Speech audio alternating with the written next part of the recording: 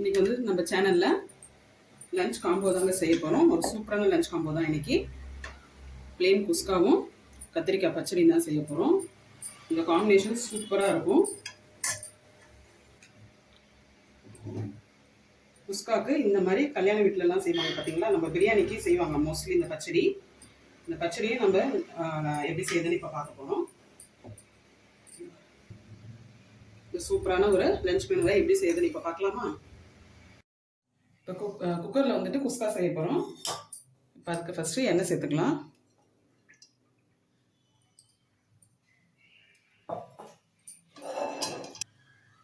இப்போ எண்ணெய் காஞ்சதும் இதில் ஸ்பைசஸ்லாம் சேர்த்துக்கலாம். பிரிஞ்சி இலை, பட்டை, லவங்கம், ஒரு அரை ஸ்பூன் வந்துட்டு சோம்பு இது வரைக்கும் சேர்த்துக்கலாம். நெக்ஸ்ட் இதில் வெங்காயம் சேர்த்துக்கலாம். நான் இன்னைக்கு பெரிய வெங்காயம் ஒரு 3 வெங்காயம் எடுத்து சேர்த்துருக்கேன்.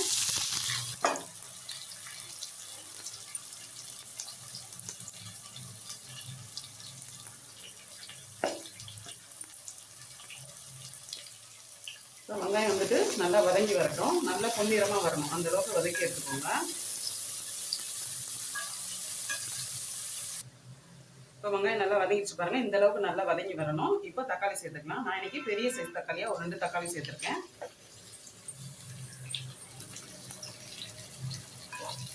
இதையும் நல்லா வதக்கிக்கலாம். இப்போ இது கூட தேவையான உப்பு சேர்த்துக்கலாம். அப்போ தான் சீக்கிரமாக நம்மளுக்கு தக்காளி வதங்கும். நல்லா வதக்கிடுங்க. இப்போ பாருங்க தக்காளி நல்லா வதங்கிடுச்சு. இப்போ வந்துட்டு ஒரு பச்சை மிளகா 2 பச்சை மிளகா வந்துட்டு இந்த மாதிரி 4 கீரி வச்சுருக்கேன். இதையும் சேர்த்துக்கலாம். ஒரு வாட்டி கலந்துட்டு நெக்ஸ்ட்டு ஒரு கைப்பிடி அளவு புதினா சேர்த்துக்கலாம்.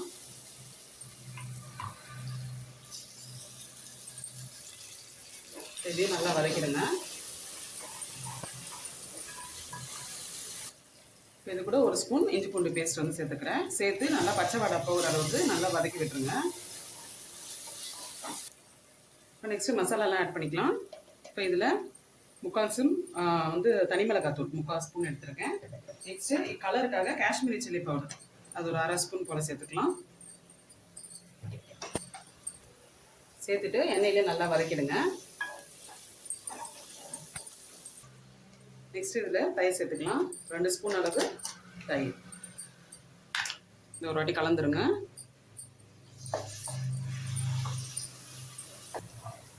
இப்போது தண்ணி சேர்த்துக்கலாம். 1 டம்ளர் அரிசிக்கு 1.5 டம்ளர் வந்துட்டு தண்ணி சேர்க்கணும். இதுதான் அளவு. கலந்து வச்சுருக்கேன், இதை சேர்த்துக்கிறேன்.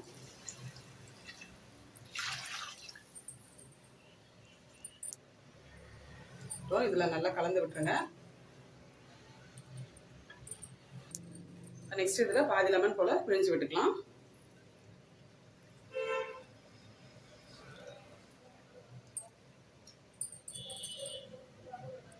அது நல்லா கலந்துட்டு உப்பு காரம் கரெக்டாக இருக்கான்னு செக் பண்ணிக்கோங்க. உப்பு காரெல்லாம் செக் பண்ணி தண்ணி ஊற்றி இப்போ பாருங்கள் நல்லா கொதிக்குது. இந்த டைமில் நம்ம அரிசி சேர்த்துக்கலாம். நான் இன்னைக்கு பாஸ்மதி ரைஸ் தான் எடுத்திருக்கேன். 20 நிமிஷம் நல்லா ஊற வச்சு எடுத்து வச்சுருக்கேன். அதை சேர்த்துக்கலாம்.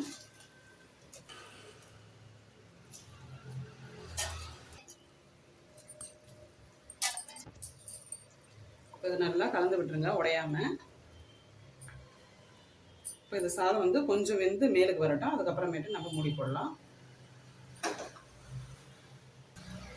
இப்போ பாருங்கள் சாப்பாடு நல்லா தண்ணியெல்லாம் உறிஞ்சி இந்த மாதிரி மேலுக்கு வந்துருக்கு பாருங்கள். இந்த மாதிரி வரணும். இப்போ இதை இப்போ நம்ம மேலே கொஞ்சோண்டு இப்போ கொத்தமல்லி சேர்த்துக்கலாம்.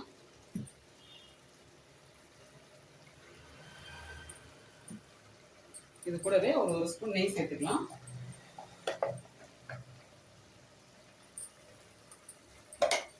அவ்வளோதான். இதை இப்போ அப்படியே மூடிட்டு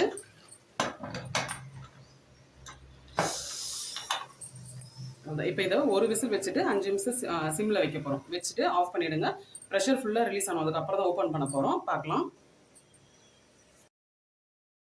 கத்திரிக்காய் பச்சடி செய்கிறதுக்கு நான் இன்னைக்கு கத்திரிக்காய் எடுத்துருக்கேன் பாருங்கள். இந்த மாதிரி கட் பண்ணிக்கணும். கத்திரிக்காய் 4 ஒரு கத்திரிக்காய் எடுத்து இந்த மாதிரி 4 கட் பண்ணி எடுத்து வச்சுக்கோங்க. தண்ணியில் போட்டு வச்சுக்கோங்க, இல்லாட்டி கருத்துரும். இப்போ நெக்ஸ்ட்டு செய்யறதுதான். இப்போ கத்திரிக்காய் செய்யறதுக்கு வந்து ஃபஸ்ட்டு ஒரு மசாலா அரைச்சிடலாம். அதுக்கு ஃபஸ்ட்டு 1 ஸ்பூன் வந்துட்டு வெள்ளை எள்ளு எடுத்துருக்கேன். இது கூட ஒரு 1/4 டீஸ்பூன் அளவு வெந்தயம்.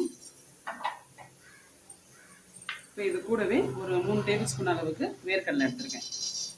இது எல்லாத்தையும் நல்லா வறுத்து எடுத்துக்கலாம்.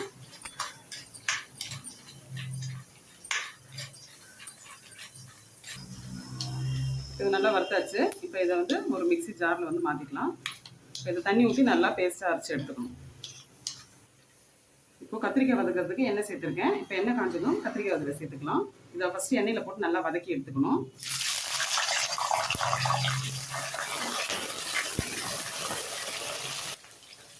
இப்போ கத்திரிக்காவை வந்து இந்த மாதிரி ரொம்ப வதக்க வேண்டாம். இந்த மாதிரி கொஞ்சமாக கலர் சேஞ்ச் ஆனால் போதும். இப்போ எடுத்துடலாம்.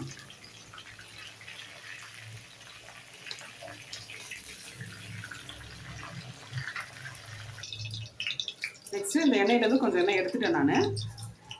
இப்போது தாளிக்கிறதுக்கு 1/2 ஸ்பூன் கடுகு, 1/2 ஸ்பூன் மிளகு, ஒரு 1/2 ஸ்பூன் ஜீரகம், இது 3 சேர்த்துக்கலாம்.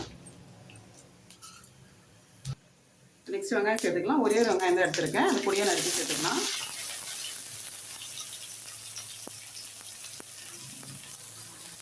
நெக்ஸ்ட்டு இது கூட ஒரு கொத்து கருவேப்பிலை சேர்த்துக்கலாம். சேர்த்து நல்லா வதக்குங்க. இது கூட 2 பச்சை மிளகாய் கீரி வச்சுருக்கேன். இதையும் சேர்த்து வதக்கிடுங்க. இப்போ தக்காளி சேர்த்துக்கலாம். நான் பெரிய தக்காளியில் பாதி தக்காளி மட்டும் சேர்த்துக்கிறேன். சேர்த்து நல்லா வதக்குங்க. இல்லை இப்போ ஒரு 1/2 ஸ்பூன் வந்து இஞ்சி பூண்டு பேஸ்ட்டு சேர்த்து வதக்கிடலாம்.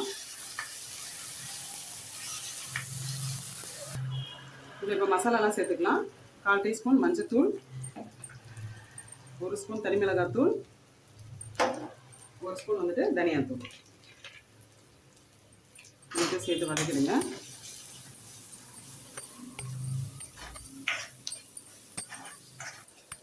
இப்போ இதில் நம்ம வதக்கி வச்ச கத்திரிக்காயும் சேர்த்துக்கலாம். சேர்த்து வதக்குங்க. நம்ம அரைச்சி வச்ச வேர்க்கடலை சேர்த்துக்கலாம். இதிலே கொஞ்சமாக தண்ணி சேர்த்து ஊற்றிக்கிறேன். நல்லா கலந்துருங்க. இப்போ இதில் ஒரு சின்ன நெல்லிக்காய் சைஸ் புளி எடுத்துருக்கேன். அந்த கரைச்சி இப்போ வடிகட்டி சேர்த்துக்கலாம். சேர்த்துட்டு நல்லா கலந்துருங்க. இப்போ இதை மூடி போட்டு நல்லா வேக வச்சு எடுத்துக்கலாம். இப்போ வந்து குஸ்கா ரெடி ஆகிடுச்சு பாருங்கள். இப்போ ஓப்பன் பண்ணிடலாம்.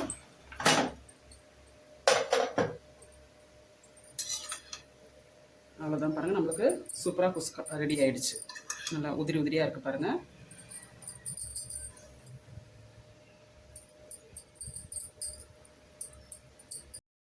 பாருங்கள் கத்திரிக்காய் நம்மளுக்கு சூப்பராக ரெடி ஆகிடுச்சு பாருங்கள். இந்த மாதிரி எண்ணெய் தெரிஞ்சு இந்த மாதிரி வந்துருக்கு பாருங்கள். சூப்பராக இருக்குது. இந்த கலர் வரணும்னா நீங்கள் வந்து காஷ்மீரி சில்லி பவுடர் சேர்க்கணும். சேர்த்தா தான் கலர் வரும். பட்டாட்டி கூட நீங்கள் சேர்த்துக்கோங்க. நம்ம வேர்க்கடலை எல்லாம் போடுறதுனால வெள்ளையாக தான் இருக்கும். கலர் தேவையில்லைன்னா நீங்கள் அப்படியே வச்சுக்கலாம். இந்த மாதிரி நல்ல கலராக வரணும்னா உங்களுக்கு காஷ்மீரி சில்லி பவுடர் தான் சேர்த்துக்கணும். பாருங்கள் இப்போ லாஸ்ட்டாக இதில் கருவேப்பிலையும் கொத்தமல்லியும் மேலே கொஞ்சம் தூவிக்கிறேன்.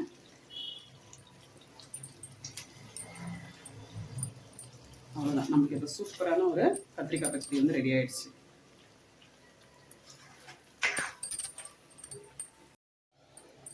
அவ்வளோதாங்க, நம்மளுக்கு இப்போ சூப்பரான ஒரு குஸ்காவும் கத்திரிக்காய் பச்சடி எல்லாம் ரெடி ஆகிடுச்சு. இதே மாதிரி நீங்களும் செஞ்சு பாருங்கள். இந்த வீடியோ உங்களுக்கு பிடிச்சிருந்தா லைக் பண்ணுங்கள், ஷேர் பண்ணுங்கள். தஞ்சை கிச்சன் கலாட்டாவை மறக்காமல் சப்ஸ்கிரைப் பண்ணிக்கோங்க, ஃபாலோ பண்ணிக்கோங்க. தேங்க்யூ.